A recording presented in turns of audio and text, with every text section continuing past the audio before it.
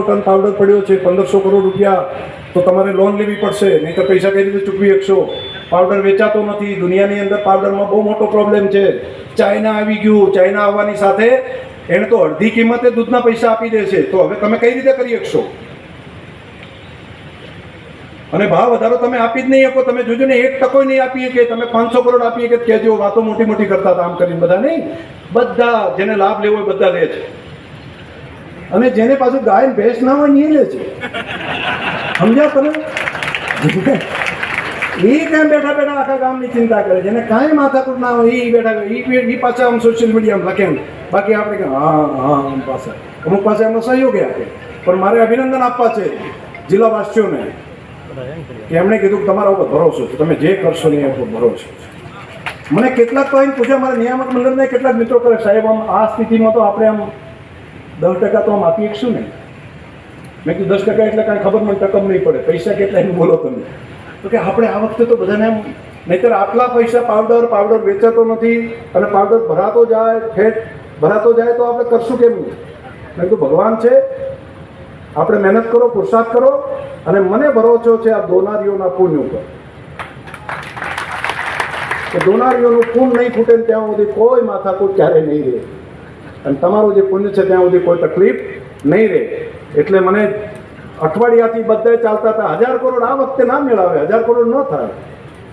આ વખતે 1000 કરોડ થાય કહેજો. અને બાકીના લોકો પાસે આપણે હાઈવે એવી કરી છે, બીજા કોઈ 200 કરોડ આપે, 500 કરોડ આપી દે ને તો કોઈ માથાકૂટ જ નહીં. એ તો એમ કે 500 કરોડ આવે બહુ સારું કર્યું, 200 કરોડ આવે ખૂબ રાજી થાય. પણ બનાસને તો હવે બનાસવાસીઓને તો વાત કરે ને તો કે ગયા વખતે તો 1500 કરોડ આવ્યા હતા, આ વખતે તો મંદી હોય તો આટલું તો કરશે જ. પરંતુ તમારા આ પુરુષાર્થને કારણે કરીને તમે જુઓ છો દર વખતે ભાવ વધારો. પહેલા વર્ષે 682 કરોડ આપ્યો, પછી 668, પછી 700 કરોડ, પછી 715 કરોડ. આ કિલો ફેટે ભાવ છે, આ કિલો ફેટે ભાવ છે. અને ગયા વખતે 851 પછી 948 કિલો ફેટના ભાવ આપ્યા. આ વખતનો કિલો ફેટનો ભાવ તમારા બધાને લાગે છે કે આ મંદીના વર્ષમાં કિલો ફેટના ભાવ કઈ રીતે આપી શકશે? તો ગયા વખતે 948 રૂપિયા હતા, આ વખતે 989 રૂપિયા આપવાનો નિર્ણય આપણે કિલો ફેટે રૂપિયા આપવાનો નિર્ણય આપણે કરીએ છીએ. કિલો ફેટની વાત છે, આ મંદીના સમયની અંદરની વાત કરું. આ વખતે દર વર્ષે જે આપણે પૈસા ચૂકવવાના થાય ને, તો ગયા વર્ષના કમ્પેરિઝનમાં અત્યાર સુધીમાં ખેડૂતોને જે પૈસા ચૂકવાયા છે, પશુપાલકોને એ ચૂકવાયા છે ગયા વખત કરતાં 550 કરોડ રૂપિયા વધારે ચૂકવ્યા છે. ગયા વર્ષ કરતાં 550 કરોડ રૂપિયા ભાવફેર વગરની વાત કરું છું, એ વધારે ચૂકવ્યા છે. જે ટકાવારી પ્રમાણે જોઈએ તો 6% થાય. 6% જેટલા પૈસા અગાઉ એડવાન્સમાં ચૂકવ્યા છે ભાવ તરીકે. પણ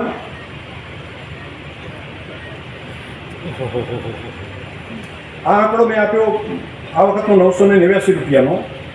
હવે નવો જે આવે છે ભાવ ફેર કેટલો આપ્યો, તમે બધા બાબતના સાક્ષી છો કે આપણે ત્યાં આપણી ડેરી હતી, વર્ષોથી ચાલતી હતી આપણી ડેરી.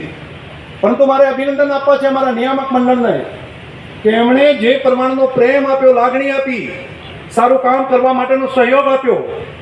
અને 100% એજન્ડા બોર્ડના, આ બધાની હાજરી કહું છું, આખું બોર્ડ છે બધાની હાજરી કહું છું, 100% એજન્ડા વિના વિરોધ સર્વસંમતિથી મંજૂર કરવાનો છે.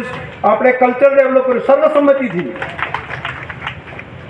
એક પણ જણની કોઈ ચર્ચા હોય તો પણ એની અંદર કહેવાનું તમે હજુ આની અંદર આપણે પેન્ડિંગ રાખીએ, આવતી મિટિંગમાં લેશું. અને આટલો બધો સહયોગ જે નિયામક મંડળે આપ્યો ને, એના કારણે કરીને આપણે દર વર્ષે ભાવ ફેર ધીમે ધીમે કરતા આટલા સુધી પહોંચ્યા. આમાં પુરુષાર્થ પશુપાલકોનો તો હોય, પણ સાથે સાથે કર્મચારી અધિકારીઓની મહેનત એ પણ એટલી જ અગત્યની છે. રાત દિવસ એમને મહેનત કરી એના કારણે. અને ગયા વખતે આપણે તમે જોતા હશો લગભગ 1952 કરોડ રૂપિયા થઈ ગયા.